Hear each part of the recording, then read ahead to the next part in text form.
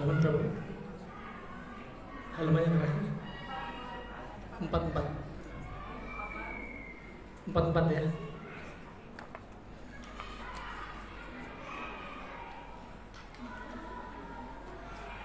Bismillahirrahmanirrahim. Assalamualaikum warahmatullahi wabarakatuh. Innal hamdalillah nahmaduhu wa nasta'inuhu wa nastaghfiruh wa na'udzu billahi min shururi anfusina wa min sayyiati a'malina may yahdihillahu fala mudilla lahu wa may yudlil fala hadiya lahu. Asyhadu an la ilaha illallah wahdahu la syarika lahu wa asyhadu anna Muhammadan 'abduhu wa rasuluh. Amma ba'd. Alhamdulillah, ibu-ibu, bapak yang saya muliakan karena Allah Subhanahu wa taala, yang berada di Masjid At-Taufiq, yang semoga Allah berkahi selalu kajian kita di masjid ini, di tempat yang mubarak, di rumah Allah Subhanahu wa taala. Kajian kita sebagaimana sebelumnya mengkaji apa kajian terkait dengan Tibbun Nabawi dan kedokteran Arab klasik, terkait dengan bedah buku La Tayas Shifa'ul Kakarib, telah kita lalui sebelumnya sampai halaman 44.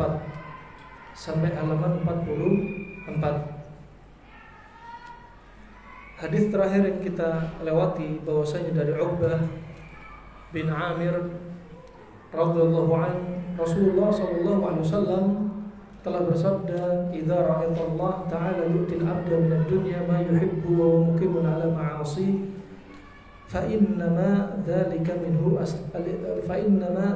minhu istidraj." Bahwasanya Allah Subhanahu wa taala jika memberikan kepada seorang hamba dari apa yang dicintai di dunia oleh seorang hamba tersebut, tetapi dia senantiasa melakukan perbuatan maksiat, maka ketahuilah ini adalah termasuk istidraj, yaitu apa? Jebakan dari Allah berupa nikmat yang disegerakan. Ya, kita dikasih nikmat kesehatan, dikasih nikmat harta, kemudian dikasih nikmat keluarga, juga dikasih nikmat waktu luang, tapi apa? Kita gunakan untuk bermaksiat kepada Allah Subhanahu wa taala. Atau kenikmatan tersebut tidak disyukuri, karena tidak syukur termasuk kezaliman, dan dia senantiasa dalam keadaan apa? Muqimun 'ala ma'asi, terus-menerus dalam kemaksiatan dia, maka sebenarnya itu adalah istidraj. Makanya hati-hati, terutama kaum wanita. Allah Subhanahu wa taala telah mengingatkan dalam hadis Nabi sallallahu alaihi wasallam, "Innallaha la yanzuru ila imra'atin la yashkur li zawjiha wa hiya la tastaghni anhu." Allah tidak akan melihat kaum wanita, para istri yang tidak bersyukur terhadap apa yang diberikan suaminya, padahal para istri tersebut gak bisa lepas kebutuhannya dari para suami. Nah, ini termasuk apa? Kalau gak bersyukur berarti istidraj juga, dapat rezeki. Ya, istri karirnya mereka di rumah. Ya, karirnya, hakikat karir kaum wanita adalah di rumah. Makanya Allah berfirman, waqarna fi buyutikum. Ya, dan hendaknya Anda wahai kaum wanita, hendaknya tinggal di rumah Anda. Itu karirnya mereka. Adapun rizki dari Allah bagi para istri, rezekinya sebenarnya juga melalui suami. Maka suami juga demikian. Ya, nggak bisa dengan PD-nya ini adalah harta milikku semua 100%. Di situ ada hak istri, ya, rezeki istri dari Allah melalui suami, ada anak, ya, dan lain sebagainya. Juga demikian termasuk istidraj, jebakan Allah dari kenikmatan yang didulukan oleh hamba-hamba Allah di muka bumi ini. Diantaranya apa? Orang yang ditambah umurnya panjang tapi tidak semakin taat kepada Allah. Ya, sebagaimana Nabi telah sampaikan, "A'maru ummati ma baina 60 ila 70 wa qalilu wa aqalluhum man yajuzu dzalik." Bahwasanya umur umatku antara 60 hingga 70 tahun, dan hanya sedikit di antara mereka yang melebihi umur 70. Kalau ada di atas 70 tahun, ya, nggak bisa mutlak kita katakan ini bonus, ya. Nah, bisa jadi bonus siksaan. Jika 70 tahun tapi semakin jauh dari Allah. Ya, 70 tahun semakin maksiat. 70 tahun semakin rajin meninggalkan sholat. Nah, adapun 70 tahun dia semakin taat, dekat sama Allah Subhanahu wa taala, maka ini hakikatnya bonus, bukan istidraj. Nah, ini rahmatullah jami'an. Gak heran kalau Allah melihat hamba Allah yang sudah sepuh-sepuh, mereka rajin ibadah. Kenapa? Karena memang mereka siap membekali mereka untuk dekatnya hari wafatnya mereka. Tetapi yang menakjubkan, yang Allah kagumi tatkala banyak para pemuda yang sibuk dengan masjid, hati mereka selalu tergantung dengan masjid, ingat dengan masjid, sibuk dengan kajian, sibuk dengan dakwah, sibuk dengan menuntut ilmu, sibuk dengan membantu saudaranya dan seterusnya, maka ini yang lebih menakjubkan. Wa rahimakumullah jami'an. Berikutnya kita akan lanjutkan pada halaman 45. Kita mulai masuk pada solusi pengobatan dan penjagaan kesehatan dengan konsep panas dingin. Kita mulai masuk inti. Selama kita berjumpa sekian bulan hanya muqaddimah. Ya. Kita baru masuk intinya. Nah, dan judul yang kami tulis ini sebenarnya adalah judul yang telah dibuat oleh Muhammad Ibnu Muflih, ulama tahun 700 Hijriah, ya, dalam kitabnya Al-Adab Asy-Syar'iyyah. Nah, beliau buat judul Faslun fil Ilaji wa Hifdzi Shihhati Bidaf'i kulli syai'in bididdih. Bab yaitu pengobatan dan penjagaan kesehatan dengan menjadikan segala sesuatu berpasang-pasangan. Ya, ini yang akan kita ulas. Ya, judul yang beliau bikin kami tiru judul beliau karena itu adalah judul yang menunjukkan fahamnya beliau akan teori ini, fahamnya beliau akan konsep ini. Ini Anda lihat pada halaman 46, ya. Sebagaimana dalam pembahasan yang sebelumnya jelas sekali bahwasanya asupan makanan, minuman yang masuk ke dalam perut kita sangat mempengaruhi kondisi keseimbangan tubuh kita. Ya, termasuk hormon. Karena apa? Sebab asupan tersebut yang akan mempengaruhi madiyah, yaitu unsur yang berada di dalam tubuh, baik dari sisi imtilaiyah itu yang menumpuk dalam tubuh kita, atau dari sisi mizajiyah, campuran. Apa maksudnya? Imtilaiyah kita makan berlebihan, numpuk. Kalau mizajiyah kita nyampurnya yang enggak benar, maka ini akan menjadikan masalah, gangguan. Baik apa tadi? Imtilaiyah, sesuatu yang numpuk, ya, atau mizajiyah, percampuran yang salah. Ya, imtilaiyah, masya Allah, makan ya terlalu berlebihan, menjadikan rutinitas makan, setiap makan mesti kenyang. Kata Imam Nawawi, ini adalah perkara yang makruh. Ya, kalau makan kenyang tidak dijadikan rutinitas, perkara yang sah-sah saja, halal dan gak ada makruh. Tetapi yang makruh kalau dia menjadikan rutinitas, setiap makan dia jadikan rutinitas harus sampai kenyang. Nah, ini imtilaiyah, sehingga apa? Numpuk di dalam tubuh. Kalau numpuk di dalam tubuh, kemudian disebutkan Ibnu Qayyim rahimahullah, kalau makanan tersebut numpuk, antara yang masuk dan keluar gak sama, maka yang numpuk ini akan apa? Yastahilu ila madatis summiyah, akan berubah menjadi racun. Ya, sesuatu numpuk dalam tubuh, misalkan makan orang apa? Terlalu banyak jumlahnya. Ya, kuantitasnya terlalu banyak. Pagi makan, habis itu makan lagi. Ya, terus makan lagi. Ada makan pagi, makan duha, makan siang, ya, makan menu dessert lagi alasannya. Kemudian sore ngemil, kemudian maghrib makan awal malam, ya. Nanti jam 8 awal malam lagi, sebelum tidur di kamarnya ada kulkas lagi. Masya Allah, gak ada ceritanya perut kosong, ya, perut penuh terus dengan makanan. Nah, ini yang perlu dipahami. Ini termasuk apa? Imtilaiyah, penyakit yang muncul karena numpuk di dalam tubuh. Lama-lama usus akan jadi tebal. Tebal dengan apa? Dengan plak-plak di usus. Nah, Makanya usus yang bersih warnanya putih, bersih kekuningan masih bagus, kuning kecoklatan mulai nggak bagus, coklat kehijauan tambah nggak bagus, hijau kehitaman, nah ini plak-plak di usus. Kalau sudah plak di usus, ya numpuk warnanya hitam, ini cikal bakal kanker, kencing manis, asam urat, darah tinggi. Kenapa? Ini usus sudah nggak beres. Makanya diantaranya ketika bapak ibu-ibu mencoba teori konsep makan seperti ini, pertama kali tanda Anda sukses, ya, Anda akan mengalami healing atau DOC, direct of cure. Diantaranya apa? BAB Anda sekitar 1-5 hari atau 7 hari tergantung kotornya usus Anda. Apa? BAB warnanya hitam seperti arang. Ini baru sukses, ya. Nah, kemudian apa? Kadang lemes, awal lemes, pusing, ya. Kemudian juga sering pipisnya warnanya gelap, kuning pekat atau kemerahan, ya agak kemerahan. Kemudian juga BAB juga demikian, betul-betul hitam, ya. Dan ini termasuk apa? Awal Anda sedang adaptasi dengan apa? Pola makan seperti ini, ya. Ini diantaranya apa? Imtilaiyah. Kalau makanan udah numpuk di dalam tubuh kita, akan berubah menjadi apa? Madah sumiyah, kata Ibnu Qayyim.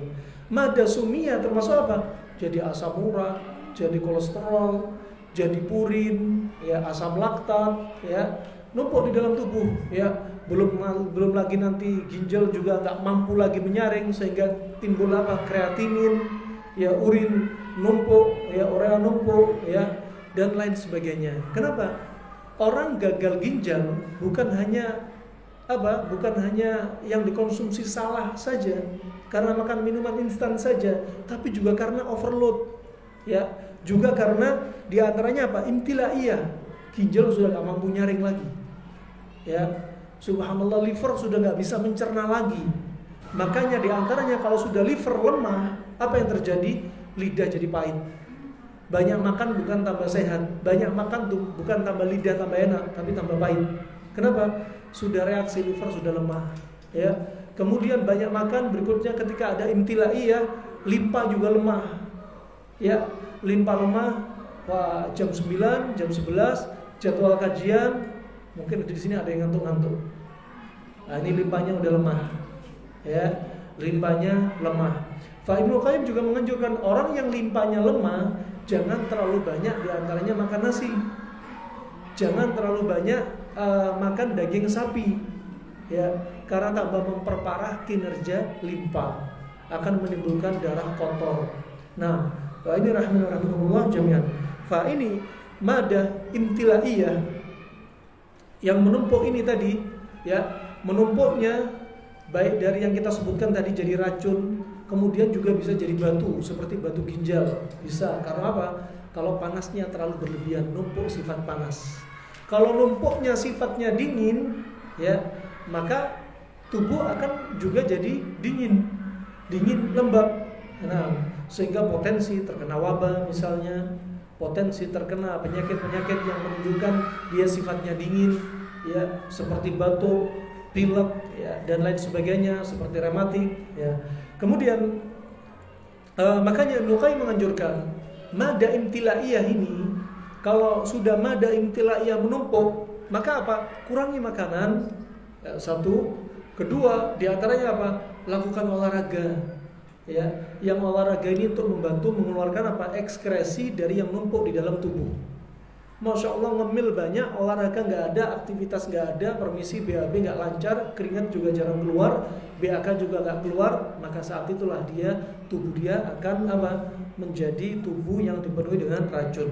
Nah, kemudian yang berikutnya adalah karena mizajiyah adalah pencampuran, ya.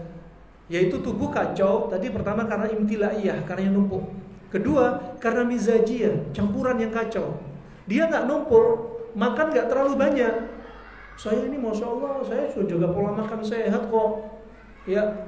Saya sudah jaga pola makan sehat, saya nggak terlalu banyak nasi, saya juga ini makannya di jam-jamnya. Tapi kombinasinya salah, ya, kombinasinya salah, ya. Misal makan apa? Memvariasi protein hewani.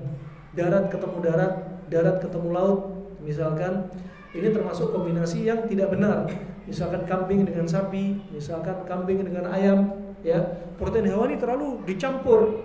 Walaupun dia diet, gak banyak makan nasi, tapi campurannya salah dari protein hewani, juga demikian mengacaukan keseimbangan tubuh, ya.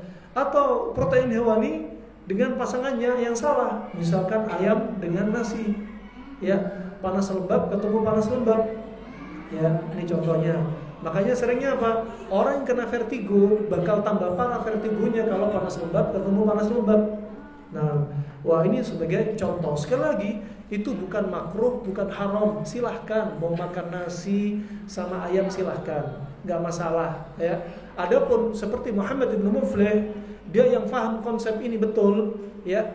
Dia mengatakan jikalau kombinasi ini terlalu sering dilanggar, satu kombinasi makanan saja, satu jenis saja yang dikombinasi, maka bisa menjadi makruh, ya. Jarang sekali orang atau ulama yang berfatwa kombinasi ini makruh. Kenapa? Karena sebenarnya nggak ada dalilnya yang melarang. Tetapi Ibnu Muflih melihat kalau satu kombinasi, satu sifat kombinasi ini dilakukan terus-menerus, akan muncul penyakit seperti kombinasi sifat yang satu sifat tadi. Nah, sehingga apa? Sama dengan mencelakakan diri sendiri, sehingga menyebabkan sakit, baru dihukumi dengan makruh. Dari sisi itu dia mengatakan makruh. Tapi asal hukumnya, kalau bukan rutinitas, juga tidak menjerumuskan diri kepada malapetaka seperti penyakit, maka tidak mengapa. Ya, asal hukumnya dalam perkara dunia adalah halal, boleh. Sampai apa? Sampai ada dalil yang melarangnya. Ya, jika ada dalil yang melarangnya, masuk digeret kepada wala taqtulu anfusakum, jangan celakakan diri Anda, jangan bunuh diri Anda. Juga masuk dalam hadis di antaranya la dharar wala dhirar, tidak boleh mencelakakan diri sendiri, juga mencelakakan orang lain, enggak boleh. Di antaranya dengan satu kombinasi sifat makanan ini, kombinasi satu sifat makanan ini kalau terus menerus, berarti apa? Sama dengan mencelakakan diri sendiri kepada apa? Penyakit yang sifatnya seperti makanan tersebut, ya. Fa ini rahimahullah jami'an. Maka hal di atas sebagaimana disebutkan oleh Abu Abdullah Al-Mazari, bahwasanya penyakit imtilaiyah adalah unsur yang terkait dengan 4 hal. Penyakit imtilaiyah tersusun terkait dengan 4 hal. Namanya imtilaiyah, menumpuk. Yang pertama apa? Damawiyah, yaitu unsur hawa dan organnya adalah jantung. Unsur hawa dan organnya adalah jantung. Damawiyah. Kenapa? Karena dam diambil dari kata darah, dan yang mengatur darah yaitu jantung, ya. Kemudian unsur contoh maksudnya diantaranya, ya, kita kan bilang damawiyah itu organnya adalah jantung dan dia terkait dengan hawa, udara, ya. Coba kalau kita lihat hadis Nabi SAW sebagaimana dalam dari Abu Hurairah dalam riwayat Imam Ahmad dan riwayat Imam Bukhari dalam Adab Mufrad dengan sanad yang sahih disahkan Syekh Albani rahimahullah, ketika Nabi melihat siapa? Laki-laki Badu. Nabi melihat seorang Badu, ya.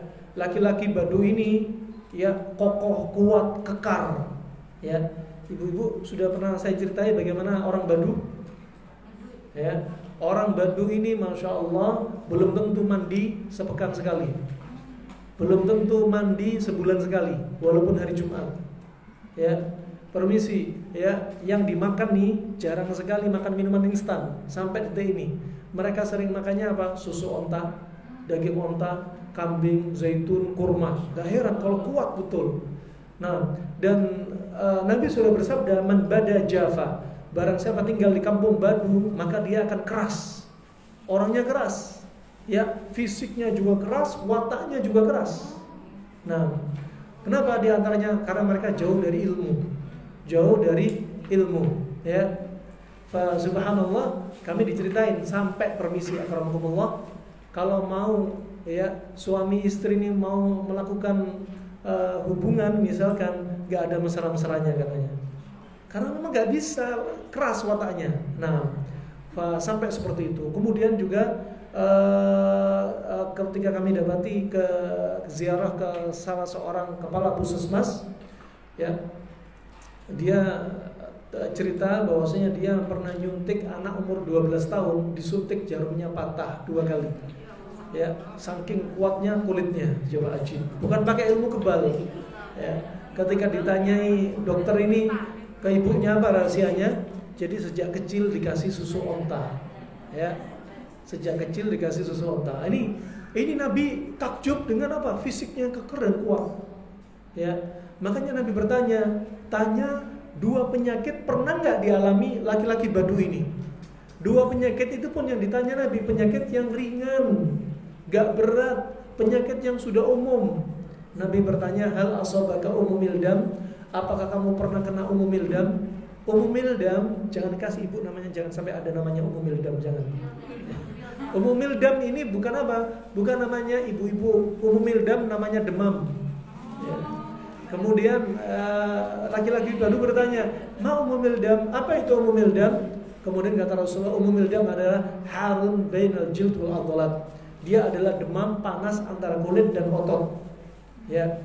Kemudian apa kata orang Badu? Ma asobani umumil dam abada. Aku nggak pernah kena umumil dam. Ya. Kemudian Nabi bertanya lagi, hal tasaddaqta? Apakah kamu pernah kena demam? Kemudian kata orang Badu, Mas sudah. Apa itu pusing? Coba, demam nggak paham, pusing nggak paham. Ya. Kemudian kata Rasulullah apa? Rihun ya'taridu fil ras wa yadribu al-asab. Yaitu angin yang menumpuk di kepala dan dia menekan saraf. Nabi bilangnya apa tadi? Angin. Penyebab pusing apa? Angin. Ya, angin atau uap. Dan di sini dari teori Abu Abdillah Al-Mazari bahwasanya yang pertama adalah dari unsur imtilaiyah yang menumpuk di dalam tubuh, di antaranya damawiyah, karena organnya jantung. Dan dia bawa hawa. Hawa diambil dari mana? Diambil dari usus. Usus diambil dari mana? Makanan kita. Makanya kalau makanan kita salah, maka darah mengambil racun, kotoran dari makanan kita, kemudian disebarin seluruh tubuh, saring ke ginjal, paru-paru juga demikian, nanti nyiapin oksigennya. Ya, kalau darah ini kotor gara-gara makanan kita sudah nyebar. Kalau dia bawa uap, bawa hawa, sempet sampai ke kepala, makanya disebutkan tadi itu pusing, karena yang bawa itu diantaranya jantung. Ya, bikin pusing. Ya. Apakah semua pusing ini karena seperti hadis Nabi? Apakah semua pusing itu sebabnya karena hawa seperti hadis Nabi ini? Ini pertanyaan, Bu. Apakah semua pusing itu seperti yang disebutkan Nabi seperti ini? Tidak, kan? Betul. Jadi apa yang disebutkan Nabi belum tentu untuk semuanya. Ya. Adapun yang disebutkan Nabi di sini pusing karena apa? Hawa, karena makanan di antaranya disebutkan oleh Hafidz Ibnu Hajar dalam apa? Syarah tentang ramat bab ar-ramat. Bahwasanya itu dari perut, kemudian dibawa kepala, didorong ke mata jadilah apa? Konjungtivitis, ramat, infeksi mata, didorong ke hidung jadilah pilek, didorong ke anak lidah jadilah suara ngorok dan infeksi tenggorokan. Ya, didorong ke paru-paru jadilah nazlah, infeksi saluran pernafasan, didorong ke jantung jadilah syausoh, nyeri pada jantung. Jadi jangan keburu kadang mendiagnosa apa jantung koroner. Bisa jadi karena uap yang numpuk. Maka bisa difasdu, bisa dibekam, bisa kasih herbal untuk menyusuri uap, bisa. Ini pusing karena uap. Tadi ada ibu yang bilang ada pusing karena utang. Ya, beda penyebabnya. Ada pusing karena tengkar sama suami, pasangan hidup, ya. Ada pusing karena salah posisi tidur, ya. Ada pusing karena banyak penyebab pusing. Nah, ada pun yang di sini adalah diantaranya karena hawa uap yang numpuk di kepala. Kemudian unsur imtilaiyah yang kedua adalah sofrawiyah. Yang kedua adalah sofrawiyah. Sofrawiyah diambil dari kata sofar atau sifar. Ya, sofar atau sifar. Makanya kalau ada penyakit kuning, bahasa Arabnya apa? Marad sifar. Marad sifar, penyakit kuning. Kenapa? Karena organnya adalah liver. Organnya adalah liver. Ya, karena liver itu mengeluarkan apa? Bilirubin. Ya, bilirubin. Makanya permisi akramakumullah, ya. Ada kalau pipis warna kuning, permisi akramakumullah, BAB warna kuning, itu dari apa? Dari liver dan empedu. Karena ada ini apa? Stercobilin. Ya, makanya ini ke teori kedokteran modern. Adapun dokter klasik menyebutnya apa? Sofrawiyah. Sofrawiyah. Dan dia unsurnya adalah unsur api. Unsur api dan organnya adalah hati. Ini teori klasik Arab ya. Dan mereka nggak jauh dari teori apa? Romawi, Yunani. Kemudian yang ketiga adalah Saudawiyah. Saudawiyah ya. Saudawiyah artinya saudawiyah diambil dari kata sauda. Sauda artinya apa? Habatus sauda. Artinya hitam ya. Artinya hitam dan ini adalah unsur tanah dan organnya adalah limpa. Organnya adalah limpa ya. Makanya kalau ada dalam kitab, kenapa kita bekalin ibu-ibu bapak seperti ini? Karena kalau nanti membaca kitab asli orang Arab dalam ilmu pengobatan sering muncul kayak gini. Seperti kalau makan daging sapi akan muncul apa? Mirratus sauda, atau akan muncul apa? Mengganggu masalah, jadi masalah saudawiyah. Apa? Bikin darah kotor ya. Juga bikin diantaranya limpa semakin lemah ya. Ini ya saudawiyah. Saudawiyah kembali kepada yaitu limpa. Berikutnya balghamiyah. Balghamiyah. Balgham diambil dari kata apa? Riya atau dahak.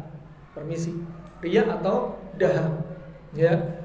Dia asalnya dari kata riya atau dahak. Dan dia adalah unsur air. Makanya dahak itu seperti air. Ya, dan organnya adalah apa? Otak. Kalau dokter modern sekarang menyebut apa? Hormon. Ya, ada di antaranya yang mengatur apa? Balghamiyah dalam bahasa sekarang istilahnya apa? Kelenjar pituitari, hipofisis, master of gland. Nah, ini rahmatullah. Saya ulang, berarti 4 unsur imtilaiyah yang menumpuk tadi apa? 1. Apa tadi? Apa jantung bahasanya tadi? Damawiyah. Damawiyah itu apa? Jantung. Dan dia sifatnya hawa. Ya. Kedua apa tadi? Sofrawiyah. Dia sifatnya api. Organnya adalah hati. Kemudian saudawiyah, tanah. Organnya limpa. Kemudian balghamiyah, air. Organnya adalah otak. Tuh. Nah, karena nanti insya Allah jilid kedua kita akan lebih konsen lagi nanti. Jilid kedua belum jadi, nulis masih kata pengantar aja dari dulu. Nah, di otak ada tapi belum dibukukan. Nah, sibuk layapan. Terus berikutnya, sebagaimana dikatakan sebagian para ahli kedokteran klasik, adapun penyakit mizajiyah terangkai dari 4 unsur. Penyakit mizajiyah terangkai dari 4 unsur. Kalau tadi penyakit apa? Imtilaiyah. Imtilaiyah tadi karena apa? Karena makanan yang numpuk. Gara-gara makanan numpuk akan muncul penyakit 4 tadi. Damawiyah, Safarawiyah, Saudawiyah, dan Balghamiyah. Masya Allah, sambil belajar bahasa Arab nih. Kemudian yang berikutnya mizajiyah. Kalau mizajiyah tadi apa? Karena campuran yang salah. Ya, karena campuran yang salah nanti akan muncul 4 penyakit. 1, panas, dingin, lembab, kering. Akan muncul penyakit panas, dingin, lembab, dan kering. Ini contohnya. Ya, contoh pada kasus seperti apa? Batu ginjal. Kira-kira muncul karena apa? Batu ginjal. Berarti apa? Terlalu banyak panas plus kering juga. Jadilah batu ginjal. Orang kebanyakan ngopi, kurang minum air, banyak makan cabai, banyak makan merica, banyak konsumsi jahe. Akhirnya apa? Timbullah batu. Plus orangnya lagi apa? Suka ngegas. Ya, gampang marah. Ternyata berdampak kepada apa? Kepada psikis. Nah, ini teori klasik ya. Makanan kita berdampak kepada psikis kita. Selain dampak kepada jiwa, fisik juga pada jiwa. Nah, kemudian seperti sebagian orang, masya Allah, nggak punya air liur, nggak punya air mata, berarti dia apa? Kering, asal kering. Ya, kalau orang seperti ini, pantangannya apa? Pantangannya adalah jauh yang kering-kering, sudah selesai. Ya, minumnya banyak, plus dilihat selalu dua hal yang dilihat, fisik dan psikis. Dari fisik mungkin dia banyak konsumsi kering-kering, kerupuk misalnya, ya. Kemudian subhanallah merica-mericaan, jahe-jahean, ya. Ini kering-kering, ikan asin. Nah, kadang sering muncul apa? Sendawa. Bukan sendawa, cegukan. Ini apa? Saraf, bagian saraf namanya saraf yang di leher ekstrapiramidal sudah kekeringan. Jadi kekeringan, kurang lembab, kurang cairan, sudah sering cegukan. Kalau di rumah sakit dikasih apa? CPZ, obatnya orang gila, biar sarafnya tertekan, biar cegukannya hilang. Dikasih antimo, ya kan? Nah, kalau pergi ke dokter. Nah ini rahmatullah, solusinya gampang. Apa? Kasih, dinginnya dikasih, keringnya dihilangin. Pantangannya berarti apa? Keringnya dihilangin atau dikurangin. Itu kalau penyebabnya apa? Fisik, seperti makanan. Kalau penyebabnya psikis, ya karena kami dapati kasus ibu-ibu nggak punya air liur, nggak punya air mata. Ya, bukan karena kebanyakan nangis sholat malam, bukan. Tapi memang kenapa? Ternyata karena sedih yang berlebihan. Ya, sedih yang berlebihan. Makanya sedih jangan dipelihara. Ibu punya masalah, saya punya masalah. Kalau punya masalah jangan disimpan, diledakin sekalian. Cepat selesai. Apa? Tanya kepada orang bisa nasihati. Jangan curhat ke sembarang orang, bikin status, jangan. Curhat kepada orang yang kira-kira bisa membantu mengatasi masalah dari manusia. Kalau curhat sama Allah mutlak harus. Nah, ini sedih ini berlebihan, ya. Wah, di antaranya apa? Dibuka lidahnya, diangkat, dua pembuluh darahnya udah bengkak besar banget. Ya. Keluarin darah yang bengkak, difasdu misalkan. Kemudian apa? Hindari pantangannya panas kering, ya. Kemudian apa? Konsumsinya dingin-dingin. Terutama kalau dia sedih, konsumsi pendinginnya adalah yang disebutkan Nabi dari Jabir radhiyallahu an, dari Imam Muslim, dengan apa? Dengan lupa kan, udah dibahas berkali-kali. Dengan talbina. Nanti suatu saat kita bikin ulangan saja nanti. Nah, kita bikin ulangan, ya. Baik, talbina. Apa itu talbina? Tepung gandum. Jadi kata Al-Hafidz Ibnu Hajar, cara mengolahnya gimana? Ada panci. Yang paling baik untuk mengolah herbal itu pakai tembikar dari tanah atau dari kaca, sehingga tidak banyak unsur reaksi percampuran antara herbal dengan logam. Ya. Maka apa? Kalau nggak ada ya sudah panci, ya. Nah, pakai panci, kemudian apa? Pakai talbina atau tepung gandum, campur sedikit air, diaduk dengan api kecil, diaduk terus. Kemudian kalau api sudah dimatikan, baru dicampur madu dikit untuk pemanisnya. Pemanis di masa lalu, dua pemanis yang sering dipakai, madu atau sari tebu. Ya, itu sering dipakai di masa silam. Ya, nggak ada pemanis buatan, ya artifisial, nggak ada. Ini obatnya, ya, yang bisa dimakan dari apa? Tepung gandum.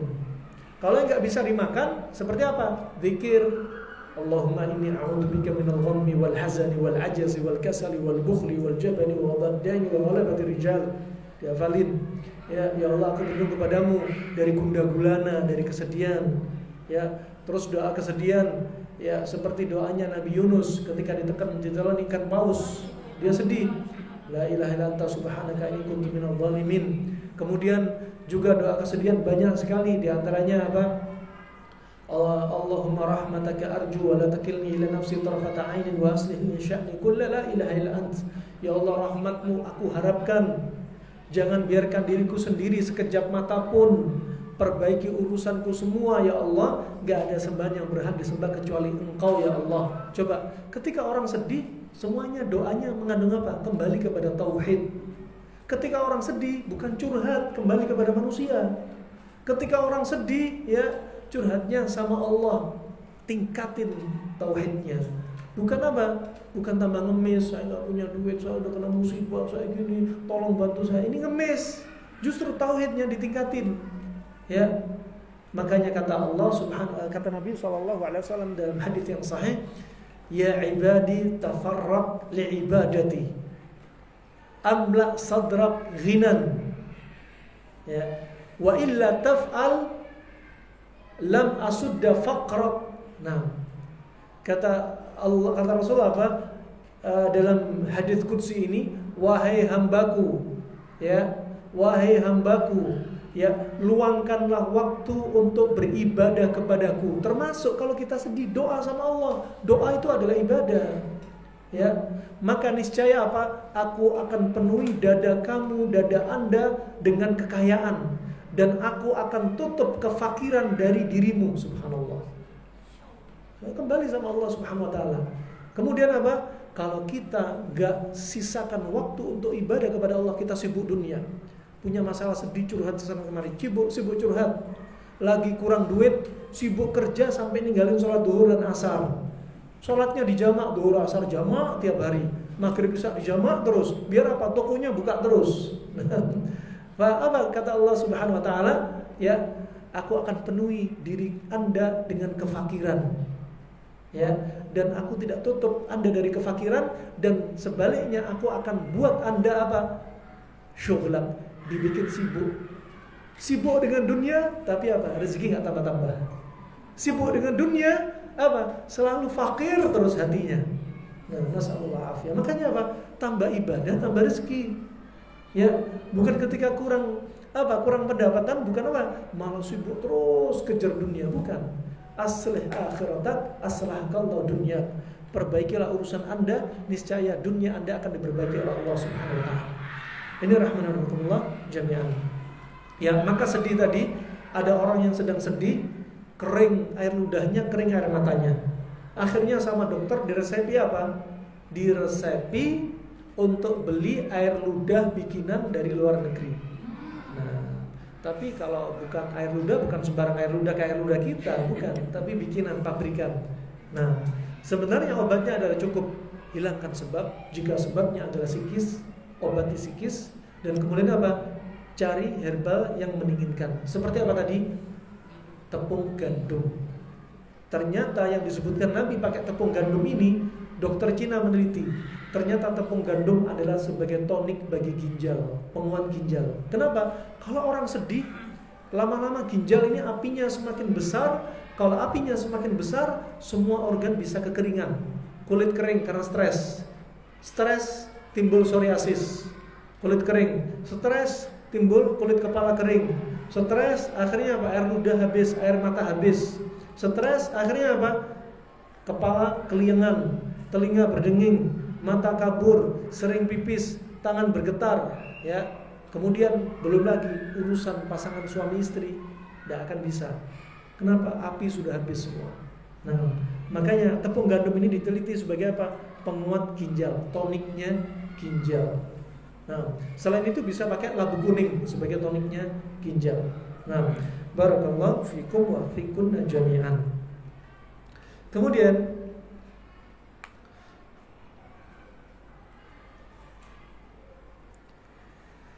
dan atau bisa terjadi sifat unsur di atas bercampur. Seperti apa? Panas campur dingin.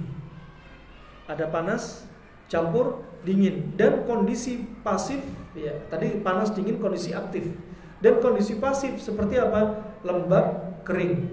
Ya, lembab ada padanya kering. Wah, ini insya Allah pembahasan yang lebih detail ini. Kenapa? Biar gak bikin pusing. Nanti kami jadikan pada episode kedua dari buku ini, insya Allah, untuk pendalaman materinya. Adapun menurut Hippocrates, bapak kedokteran Yunani, ya, penyakit berasal dari ketidakseimbangan zat-zat di tubuh, yaitu seperti hormon, ya, juga seperti unsur dalam tubuh. Zat ini dikenal sebagai humors, ya. Teori humorisme menjelaskan perilaku dan kondisi kesehatan seseorang. Ide humor dalam tubuh manusia mencerminkan 4 elemen terestrial seperti udara, api, tanah, dan air. Hampir sama dengan yang disebutkan siapa? Abu Abdillah Al-Mazari, teori Arab klasik tadi. Hampir sama. Ada udara atau hawa seperti damawiyah, api seperti sofrawiyah, ya, tanah seperti saudawiyah, dan air seperti balghamiyah. Hampir sama teorinya. Tubuh manusia terdiri dari 4 esensial, ya, atau humors. Seperti apa? Empedu kuning, yaitu api, ya, empedu hitam, tanah, kalau tadi teorinya limpa, dan darah, ya, yaitu udara seperti damawiyah, dan daha atau lendir seperti balghamiyah. Sama enggak? Nah, sama. Nah, humor ini harus berada dalam keseimbangan agar tubuh kita sehat. Penyakit dapat diobati dengan mendapatkan kembali keseimbangan humoral. Kemudian teori Yunani kuno berpendapat bahwasanya kesehatan yang baik bergantung pada keseimbangan 4 cairan dasar, 4 humor tadi, ya, yaitu darah, empedu kuning, daha, empedu hitam. Ya, ini beda istilah, tapi sama dengan apa yang disampaikan Abu Abdillah Al-Mazari. Darah tadi seperti apa? Udara dan organnya apa? Organnya apa tadi? Jantung. Karena istilahnya damawiyah. Kalau Yunani nyebutnya darah, sama sebenarnya. Dan sifatnya, dan ini kembali kepada karakternya apa? Yaitu optimis. Karakternya optimis. Kemudian empedu kuning kalau bahasa awal tadi Abu Abdillah Al-Mazari apa istilahnya? Empedu kuning apa namanya tadi? Sofrawiyah, yaitu unsurnya api, ya. Dan ini menyebabkan sifat yaitu apa? Koleris atau mudah tersinggung, ya, baperan. Kemudian yang ketiga adalah daha. Kalau daha tadi seperti apa istilahnya daha tadi? Balghamiyah. Nah, betul. Balghamiyah. Dan dia lebih apa? Apatis, cuek. Ya, cuek. Nah, kemudian apa? Empedu hitam. Kalau empedu hitam tadi istilahnya apa? Saudawiyah. Organnya apa? Limpa. Nah, organnya limpa. Dan ini condong apa? Sifatnya melankolis. Nah, melankolis atau melo, ya. Nah, sekarang Anda lihat pada halaman 48. Pada halaman 48 Anda perhatikan di situ ada phlegmatis, koleris, melankolis, sanguinis. Ini teorinya orang Romawi, ya. Adapun phlegmatis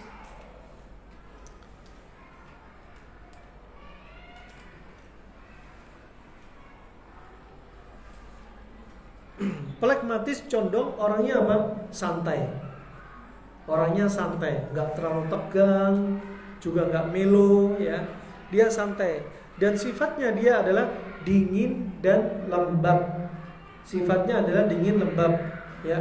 Ada masalah, ya, disinggung sama orang, santai aja, ya. Ada orang memfitnah dia, santai aja.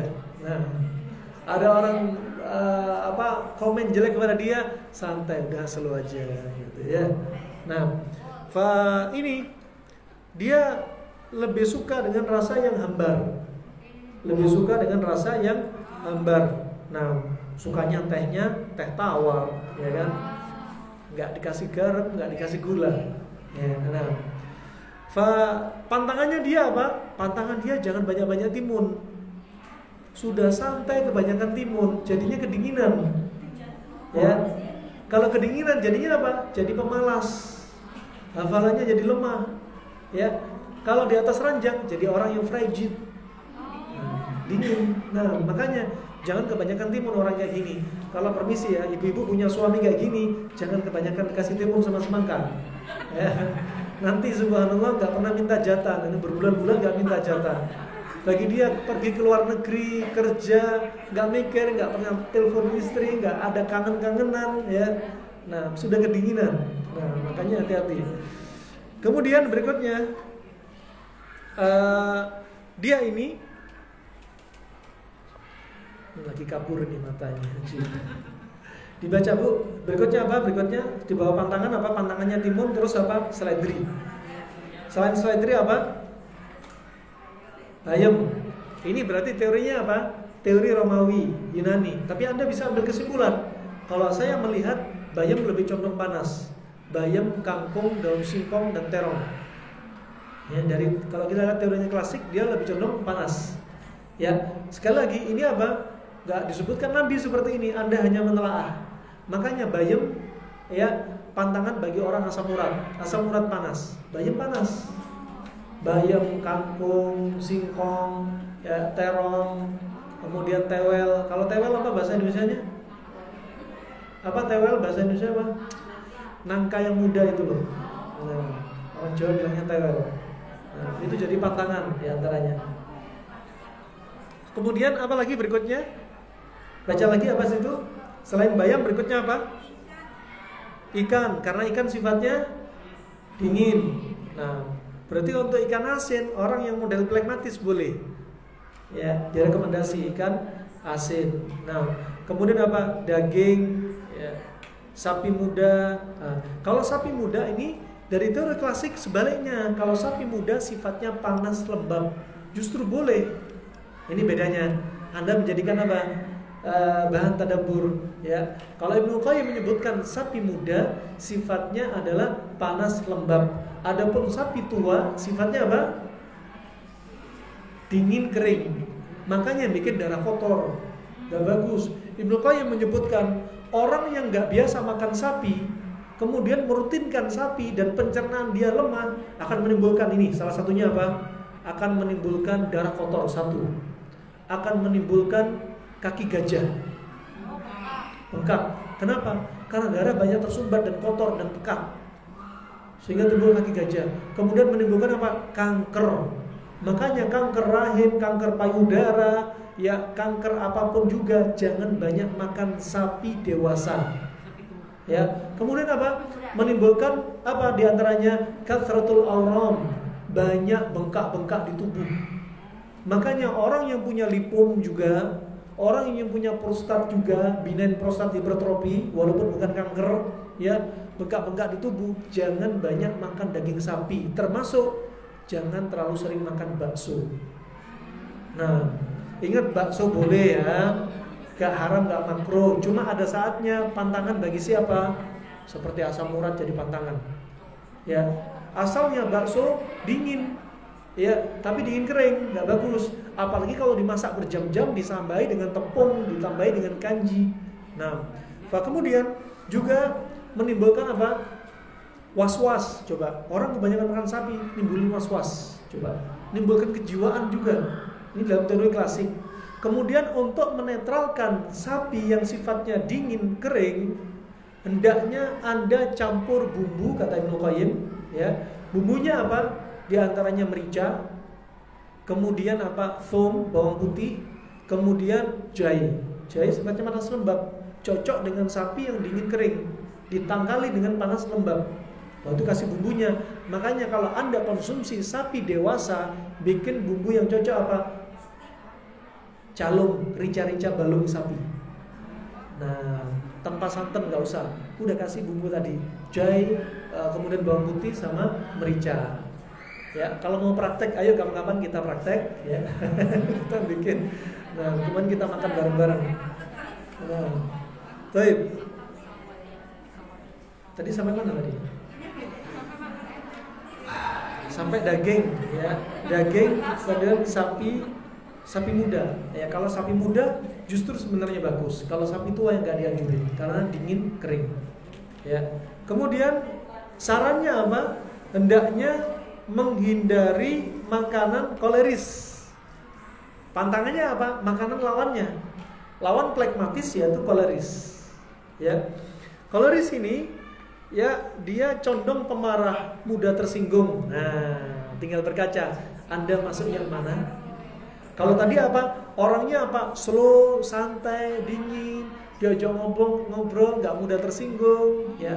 Santai, ada difitnah sama orang, biarkan anjing menggonggong kafilah berlalu, difitnah sama orang, pakai jurus EGP aja dah, gitu.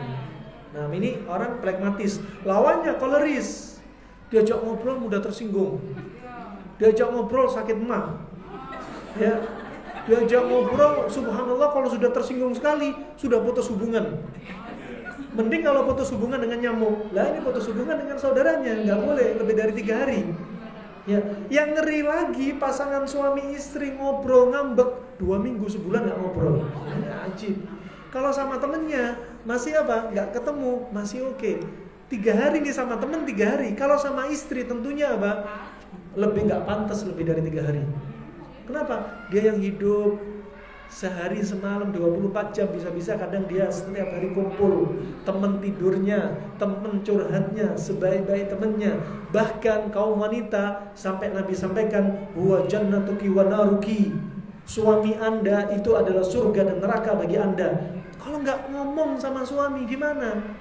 Ya, lebih-lebih mau ngelayani suami di atas ranjang. Padahal nolak layanan suami. Kalau apa? Kemudian suami tidur dalam keadaan marah, apa kata Rasulullah? Fabata ghadbana. Suami tidur dalam keadaan dongkol, nggak dilayani sama istrinya.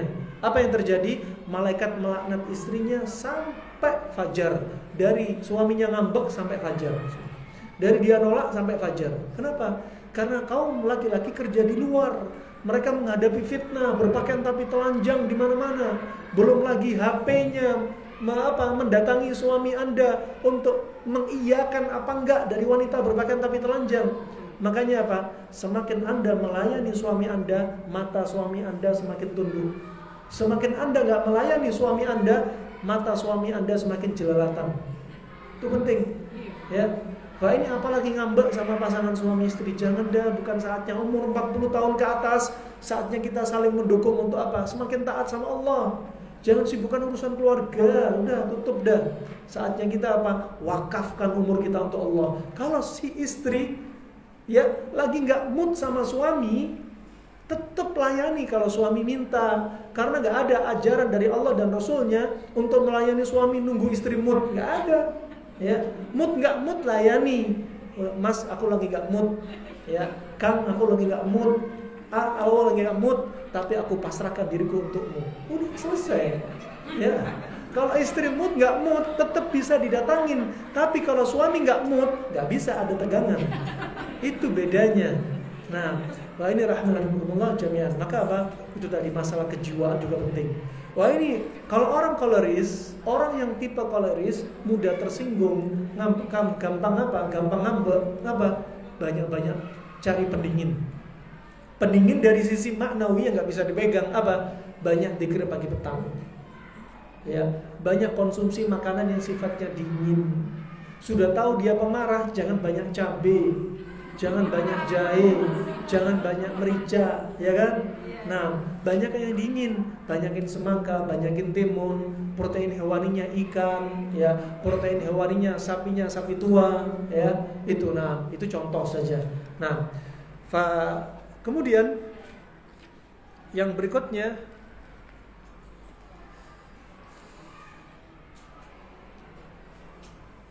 apa berikutnya? Cukup baca apa? Berikutnya dibaca apa? Bawahnya dia berarti sifatnya apa? Panas dan kering. Kalau panas dan kering, pantangannya berarti apa? Kalau dia sifat koleris ini panas dan kering, berarti pantangannya apa? Pantangannya sama, panas kering.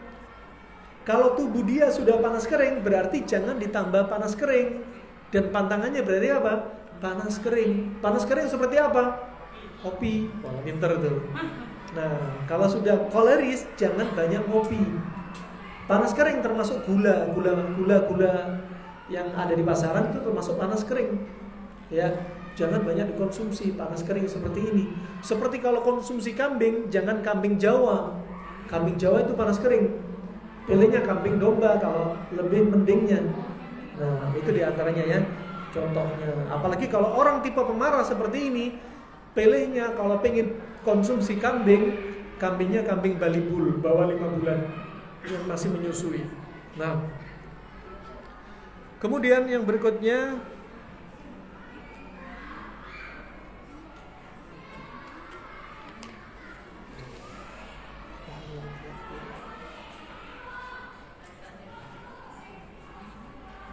di bawahnya apa? Di bawahnya sifat apa berikutnya dia?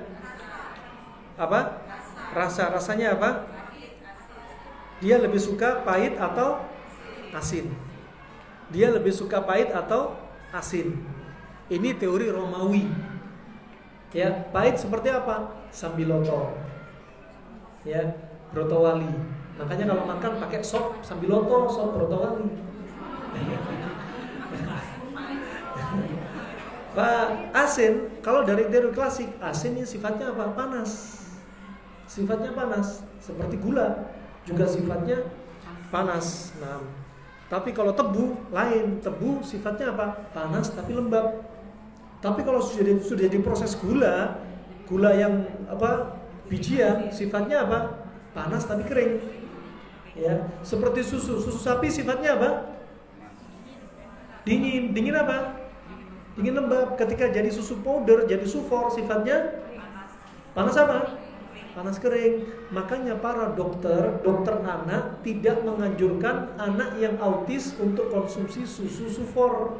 Autis sudah panas, dikasih susu sufor tambah panas, tambah apa? Tambah gerak-gerak, ya. Kelayapan kemana-mana, lepas kemana-mana, lepas dari pantauan, ya kan? Itu ya. Kemudian pantangannya apa? Pantangannya seperti apa? Jangan banyak nasi, ya. Min sifatnya apa? Ya, min sifatnya panas. Ya, min sifatnya panas. Ini dari teori apa? Romawi. Dari teori Romawi. Makanya mereka orang-orang klasik menyebutkan, ya, di antara efek kebanyakan mint apa? Sering terjadi pada kaum lelaki, di antaranya apa? Ejakulasi dini. Ya, frigid juga pada kaum wanita. Ya, makanya kalau syahwat lemah, permisi, karena dibahas ya orang Arab klasik mesti bahas adab intinya. Makanya saya sering bilang permisi. Kenapa? Karena banyak ininya. Nah, kenapa? Kalau sudah frigid, jangan terlalu banyak min malah. Ya, karena teori klasik Arab apa? Dia lebih condong seperti demikian, ada sifat dinginnya. Ya, teh dikasih daun mint, jangan sering-sering. Nah, kalau dibutuhkan nggak mengapa kalau dibutuhkan. Tapi kalau memanfaatkan seperti untuk diantaranya kalau obat batuk ada daun mintnya, dia memanfaatkan apa? Panas lembabnya. Nah, kemudian pantangannya apa berikutnya? Apa? Pernah melihat peterseli? Pernah lihat ya? Nah. Kemudian cengkeh kira-kira sifatnya apa? Panas. Ya, cengkeh sifatnya panas. Makanya cengkeh cocok untuk orang rematik, orang batuk-batuk, cocok ya. Nah, berikutnya rosemary, tahu ya ibu rosemary semua ya. Nah, kemudian zaitun juga panas. Tapi panasnya zaitun ternyata masih bermanfaat, diantaranya apa? Untuk menguraikan kolesterol, walaupun itu LDL, ya, walaupun LDL yang dijuluki lemak jahat, padahal kasihan, lemak dia nggak jahat, yang jahat kita sendiri yang makan. Nah, kasihan lemaknya yang disalahkan. Seperti apa? Kanker dalam bahasa Arab dijuluki apa? Warma khabithah, yaitu tumor atau bengkak yang buruk lagi jelek. Kata Syekh Ibnu Utsaimin, kasihan dia dinamakan apa? Si buruk. Ya, padahal penyebabnya kita sendiri yang makan. Ya, makanya apa? Kita yang harus perbaiki. Jangan penyakitnya yang dijelek-jelekin. Ya. Nah, seperti kencing manis, kasihan kencing manis ini turunan. Kasihan bapak ibu kita. Kita yang banyak makan gula. Nah, kita banyakkan apa? Numpuk karbo, numpuk di dalam tubuh kita. Nah, fa ini rahmatullah jami'an. Kemudian garam sifatnya apa tadi? Panas. Lada sifatnya panas. Kambing sifatnya panas. Kemudian lembu juga demikian, ya. Kalau masih muda sifatnya panas. Kemudian bawang juga panas, garlic juga panas, bawang merah panas, bawang putih panas. Ya, sarannya apa? Hendaknya makan makanan pragmatis. Apa tadi makanannya pragmatis apa aja? Di antaranya seperti timun, ya, dan lain sebagainya. Nah, kemudian melankolis. Ya, melankolis ini orangnya cenderung apa? Melo, terus apa lagi? Tenang, terus apa lagi? Dia bijak juga tapi ya. bijak. Nah, sifatnya dia adalah dingin dan kering. Dingin dan kering. Ini berarti apa? Di antaranya Anda juga mendiagnosa siapa sih Anda? Anda masuk di mana? Berarti makanan yang dianjurkan untuk saya apa? Itu dia. Nah, ini ya, dia dingin dan kering, ya. Dan dia lebih suka asam-asam, ya. Suka asinan, ya. Suka asam Jawa, ya. Nah, wah ini orang melo. Nah, pantangan dia apa? Jangan banyak cuka. Jangan banyak cuka, jangan banyak lemon. Kenapa? Karena sifatnya cuka adalah panas, lembab. Sifatnya cuka adalah panas, lembab. Lemon juga demikian, ya. Kemudian sarannya dia apa? Makan makanan sanguinis, ya. Kita lihat sekarang masuk sanguinis. Sanguinis orangnya condong optimis, aktif, ya, dan dia sosial. Dia enak ngomong, ngobrol sama orang, gampang ketemu sama orang baru, ini enak, ya. Kemudian dia orangnya aktif. Saking aktifnya banyak ngomong, yang satunya nggak banyak ngomong, ini ngomong terus didominan. Ini sanguinisnya berlebihan nih, ya. Kemudian dia optimis, ya, dia optimis. Anda lihat kalau kadang ada orang jalan, kalau jalannya dia tegak. Biasanya masuk apa berarti dia? Optimis. Masuk apa berarti? Sanguinis, tegak. Kalau ngomong suaranya menggelegar. Ya, ini masuk apa berarti? Sanguinis juga. Dan dia kalau bicara punya planning, dia optimis. Ini ciri-ciri sanguinis, ya. Ciri-ciri sanguinis. Kalau orang jalan nunduk terus, kayak nggak punya apa? Kayak nggak punya harapan, nunduk. Kayak kayak banyak masalah dan lain sebagainya. Nah, ini bisa masuk apa? Melo. Ya, bisa masuk melo. Nah, kalau diajak ngomong suka ngambek, ngomong suka marah. Diajak ngomong marah, masuk apa berarti?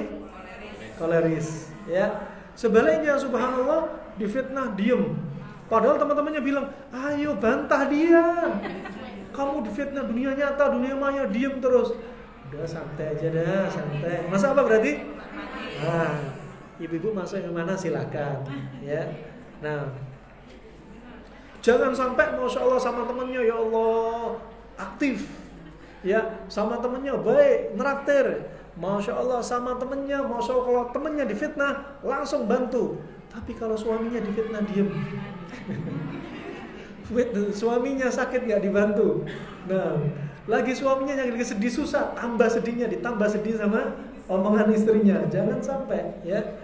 Nah, nanti suaminya timbul ubanan, kulitnya kering, ya, akhirnya kekeringan dia, ya.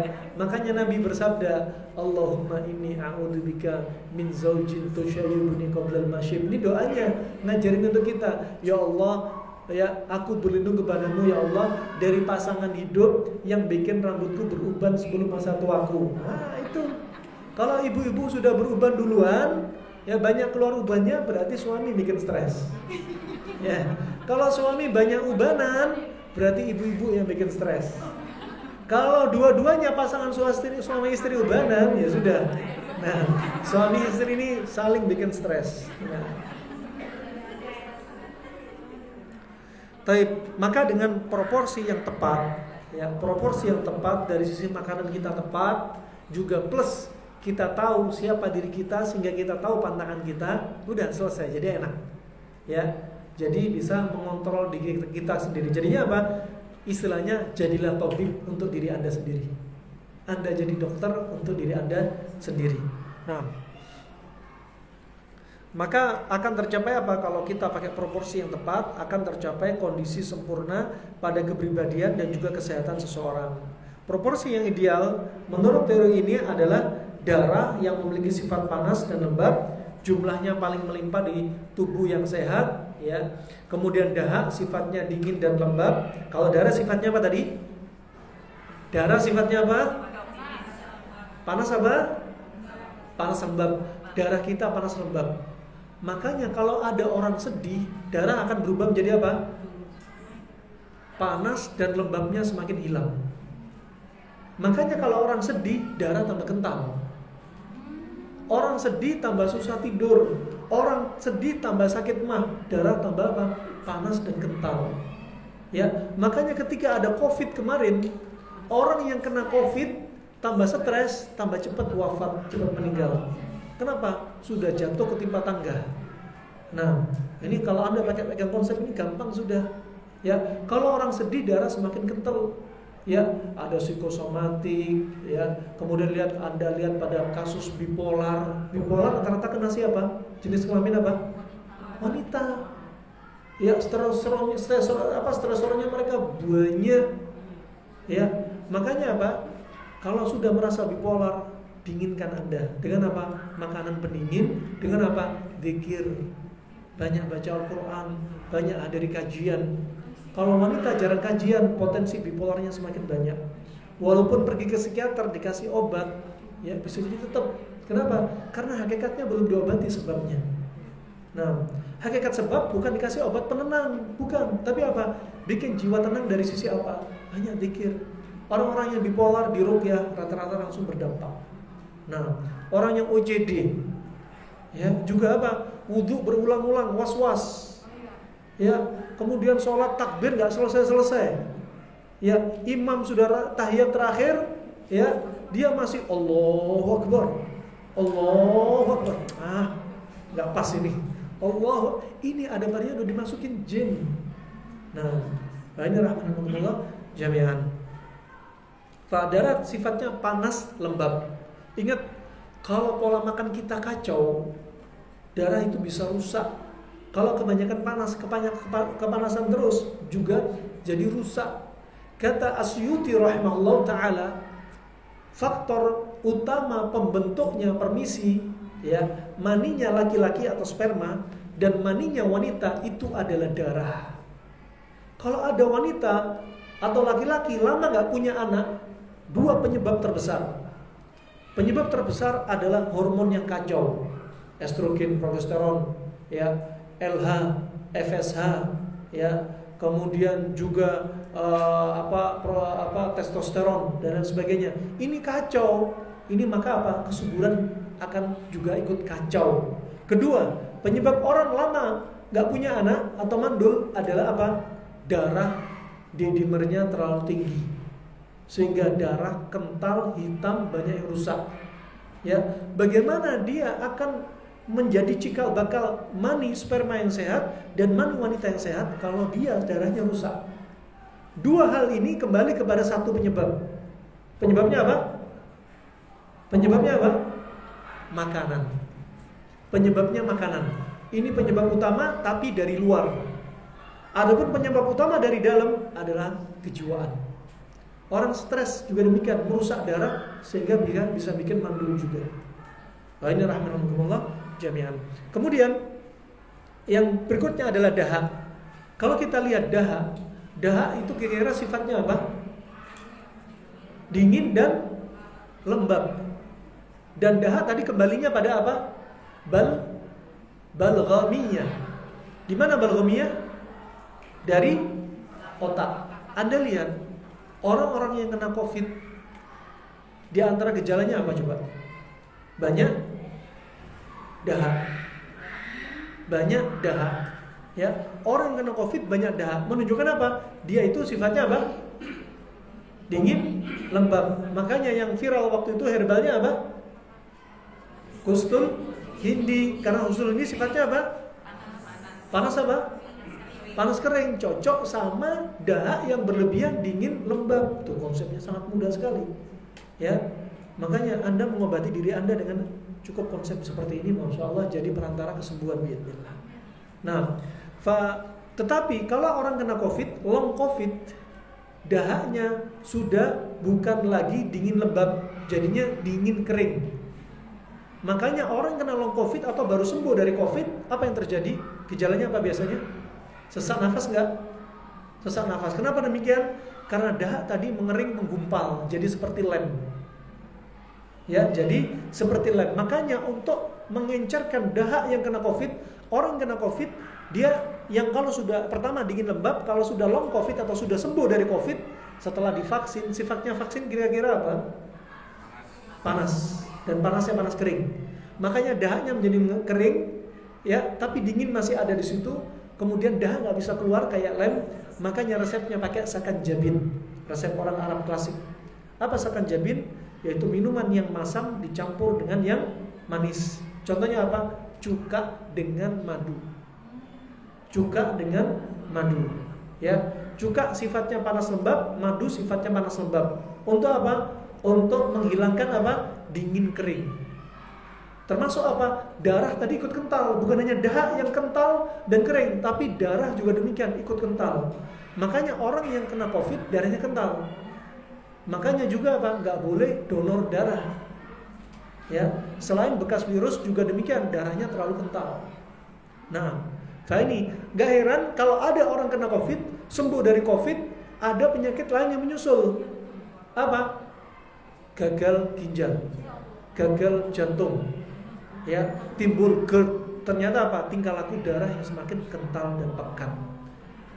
Makanya fa'tabiru ya ulil absar, fa'tabiru ya ulil albab. Ambil pelajaran. Ini kita orang muslim nih harus ambil pelajaran. Di masa silam yang berlalu, dari sisi iman, nih kita punya Allah, tingkatin tawakal. Dari sisi apa? Dari sisi kesehatan fisik, kalau sudah dingin lembab, kasih panas kering. Jadikan pelajaran. Kenapa kemarin sampai ada orang kena COVID meninggal dalam sehari? Ya, ternyata ada. Kenapa? Tubuhnya terlalu dingin lembab yang ekstrim. Dan dia nggak tahu pantangannya. Akhirnya apa? Lebih cepat virus nyebar kemana-mana. Nah, ini rahmatullah jami'an. Kemudian idealnya memiliki perbandingan 1/4 jumlah darah. 1/4 jumlah darah. Jumlah darah rata-rata, kita bilang rata-rata karena ada yang lebih, ada yang kurang. Jumlah darah rata-rata kalau liternya berapa? Berapa liter? 5 liter. Ya, tapi HB-nya beda-beda. Ya, ada yang HB untuk kaum wanita normalnya berapa HB-nya kaum wanita? 13-14 ya. Kalau kaum laki-laki bisa 14-15. Tapi kalau HB sudah 18, apa yang terjadi coba? Sering kepala itu pusing, tangan gatel-gatel, hawanya pengen marah terus coba. Berdampak seperti demikian, ya. Makanya ada bekam, ada fasdu, ada donor darah, silakan. Itu termasuk terapi untuk membuang. Nah, empedu kuning, tadi empedu kuning namanya apa? Safrawiyah. Organnya di mana? Hati. Nah, dia di hati. Dia sifatnya panas dan kering. Sifatnya panas dan kering. Nah, idealnya berjumlah jam berapa ini? Berjumlah 1/16. Empedu hitam sifatnya, empedu hitam tadi sama dengan apa? Saudawiyah.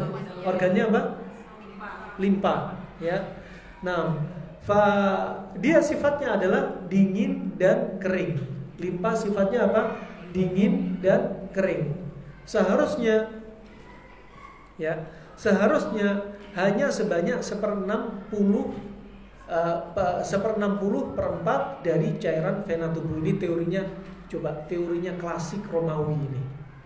Nah, pada kenyataannya keseimbangan ini sangat jarang tercapai. Iya, sulit.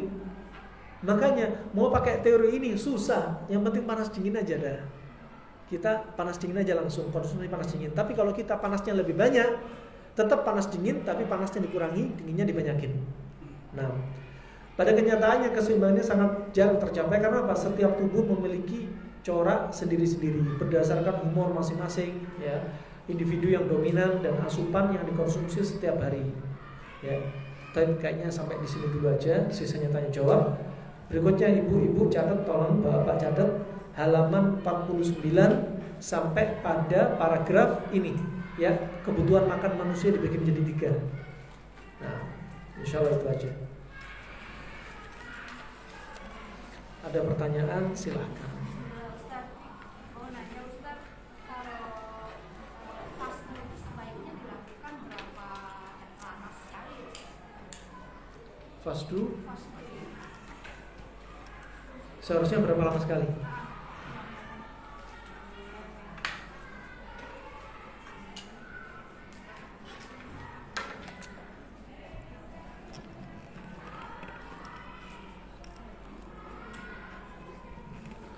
Baik, fasdu ini termasuk terapi atau apa? Konsepnya mengeluarkan sesuatu yang berlebihan di dalam tubuh.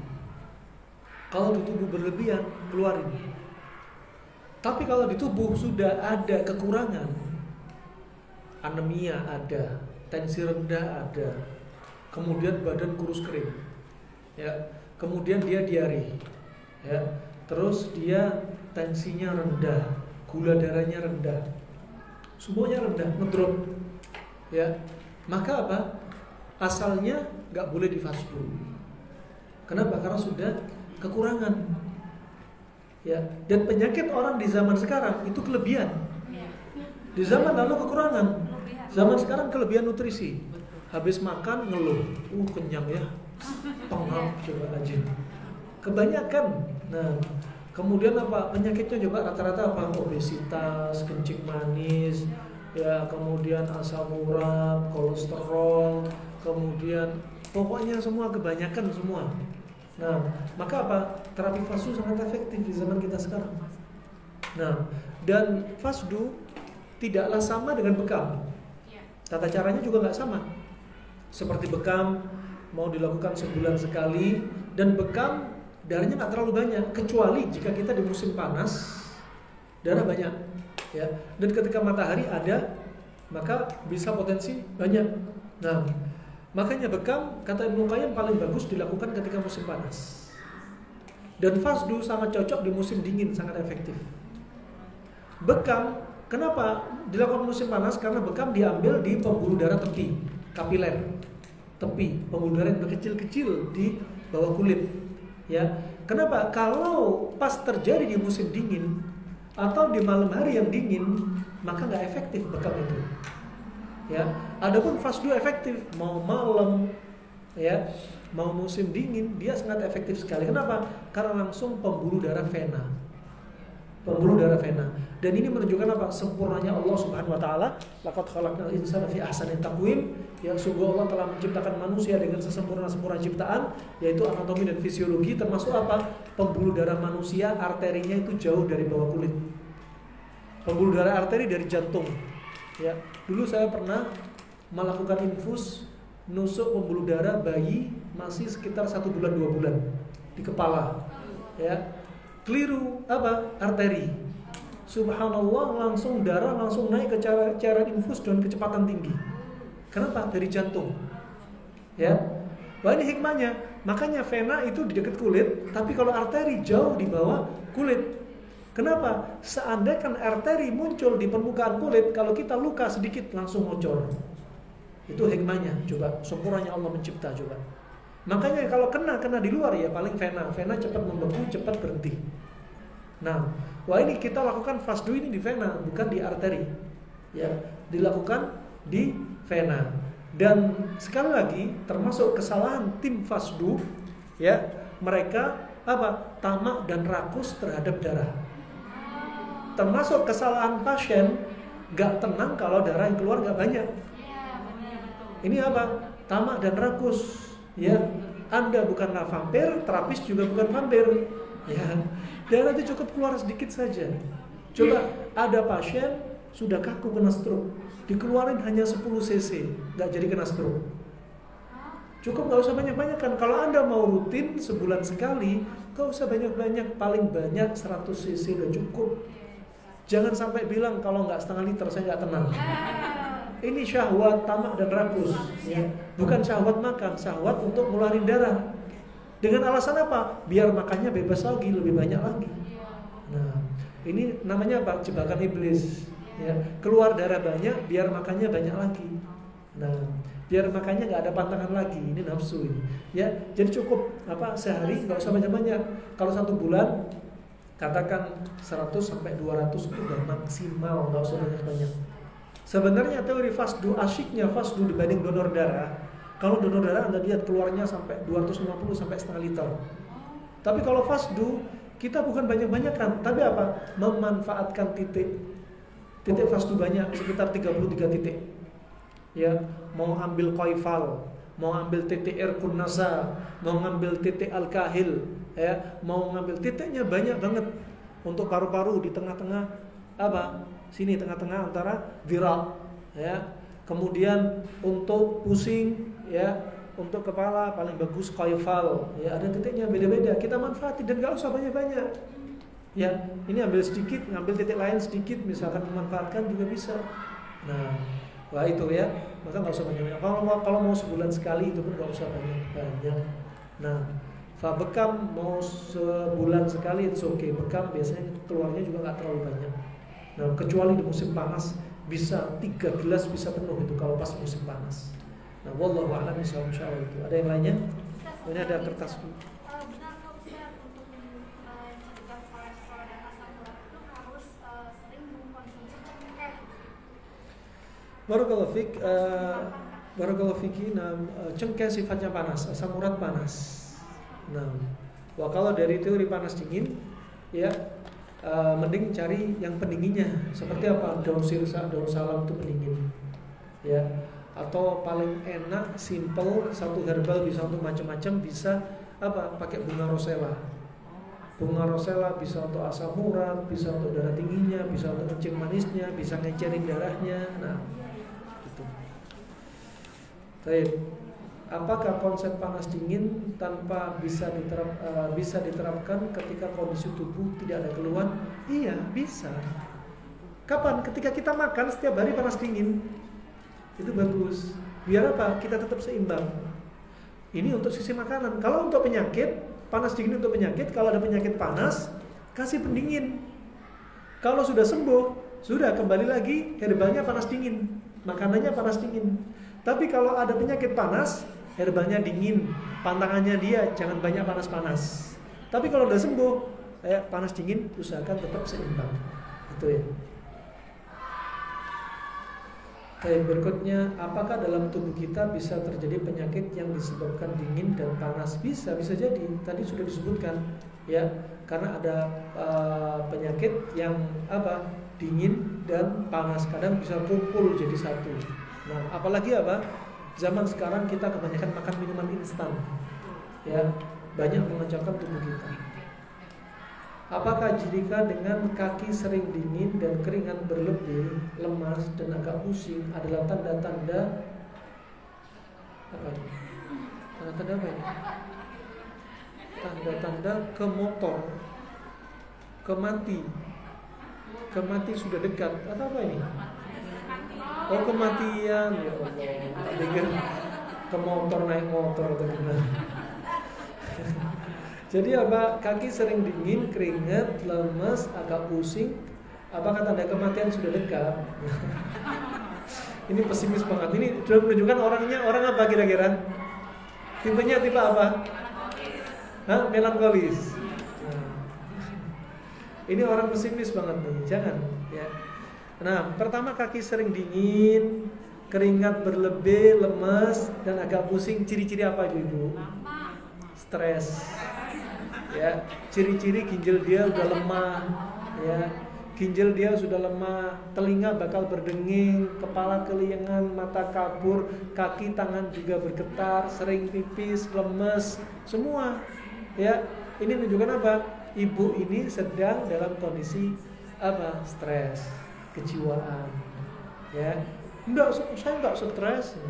Iya, lisannya enggak stres. Nah, tapi apa? Ginjalnya yang stres. Nah, oleh karena itu apa obatnya? Berarti banyakin talbinah pagi dan sore. Kemudian apa? Berikutnya banyak zikir pagi petang. Ya. Nabi juga demikian, kalau lagi sedih apa kata Nabi? Ya Bilal, aqimis shalah arihna biha. Ya Bilal, ayo tegakkan sholat. Hati ini tenang kalau kita sholat. Itu sholat, banyak doa, banyak zikir sedih, ya. Juga apa? Berikutnya banyak apa tadi? Talbina, tepuk gandum. Sering hadiri kajian, terutama kajian tauhid, kajian akidah, kajian asma wa sifat Allah. Sehingga apa? Meningkatkan harapan kita. Ya, meningkatkan harapan kita. Kalau sudah modelnya kayak gini, harapannya lemah, bakal ginjal tambah lemah, tambah dingin. Masih banyak konsumsi timun sama semangka lagi, udah tambah kedinginan. Ya, makanya Allah berfirman kepada api ketika menyala-nyala ingin membakar Nabi Ibrahim. Nabi Ibrahim dilempar dari tebing yang tinggi. Apa yang dikatakan Allah kepada api? Ya naru kukulna ya naru kuni barda wa salaman ala Ibrahim. Kami katakan, wahai api, jadilah kamu dingin. Tapi apa? Dingin yang menyelamatkan untuk Ibrahim alaihissalam. Kenapa? Kalau nggak ada kata-kata, bisa jadi. Jadilah kamu dingin wahai api, nggak ada ayat lanjutannya, nggak ada firman yang lanjutannya. Bisa jadi api yang panas jadi dingin, Nabi Ibrahim meninggal kedinginan. Makanya dingin tapi apa? Wassalaman ala Ibrahim. Dingin tapi menyelamatkan. Itu dia. Makanya kalau orang sudah stres, ginjalnya sudah lemah, sering keringat dingin, jantung berdebar, tangan udah bergetar, telinga sudah berdenging, kepala kelingan, sering pipis, ditambahi dingin-dingin terus, akhirnya apa? Bisa mati kedinginan. Akhirnya apa? Dekatlah kematian. Tuh, ya. Kalau apa? Kalau nggak ada keinginan untuk sembuh dan nggak ada sebab untuk sembuh. Nah, gitu. Insya Allah cukup sampai di sini. Ada pertanyaan lagi silakan.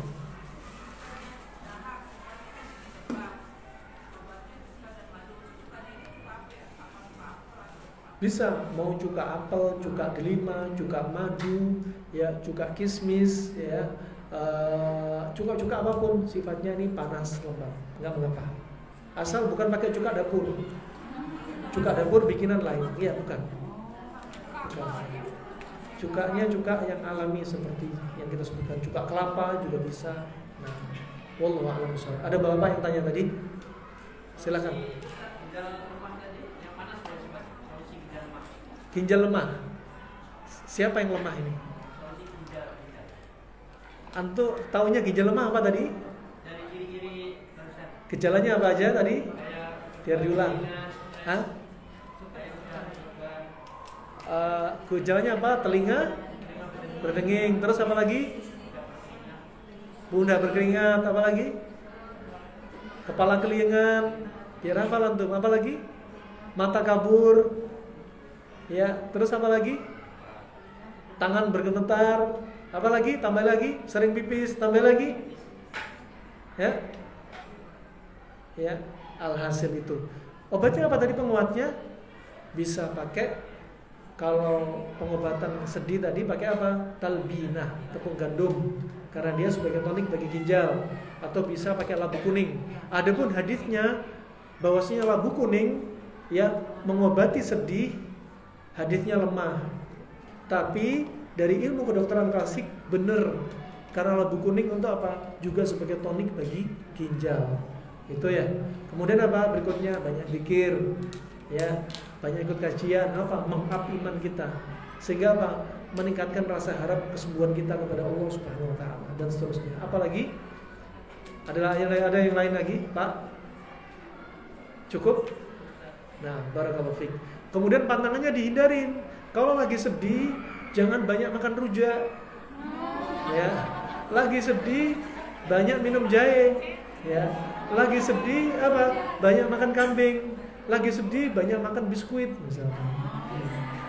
Kecuali biskuitnya biskuit gandum. Nah, itu contoh konsep. Kadang kalau nggak dijelasin orang nggak pakai konsep ini, makanya perlu didetilin kadang ya. Nah, ada yang lainnya cukup?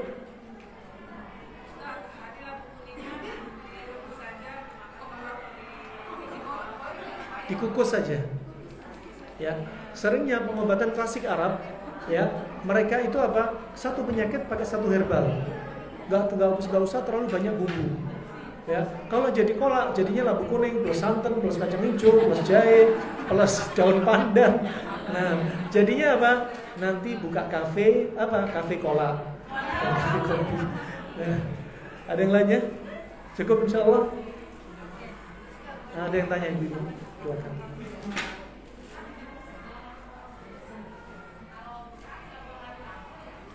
Kenapa? Hadis larangan setelah kita bahas hadis larangan nggak boleh bekam hari Rabu, hadisnya nggak sahih. Nah, sudah kita bahas dari sanad yang banyak dan disebutkan para ulama, yang benar nggak ada larangan satupun bekam di hari apa, di jam berapa, malam atau siang, nggak ada larangan. Silahkan, sah-sah saja. Nah, baik, ada yang lainnya? Mari Bu. Kenapa Bu? Jangan kusnul ya, kustul hindi. Ini papan tulisnya kasihan nggak dipakai, saya pakai aja. Ini ya kustul hindi ya. Kustul hindi ada dua. Kustul hindi. Ada berikutnya kustul bahri. Ada dua. Ya, maka tuh bacanya apa? Kustul, jangan kusnul. Ya, ini kusnul khotimah. Kustul, ini kustul hindi. Ya, yang ini apa? Kustul bahri.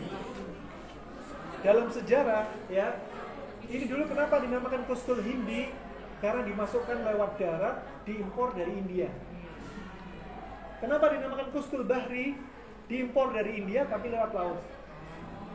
Ya, kalau ini kustul hindi, warnanya apa?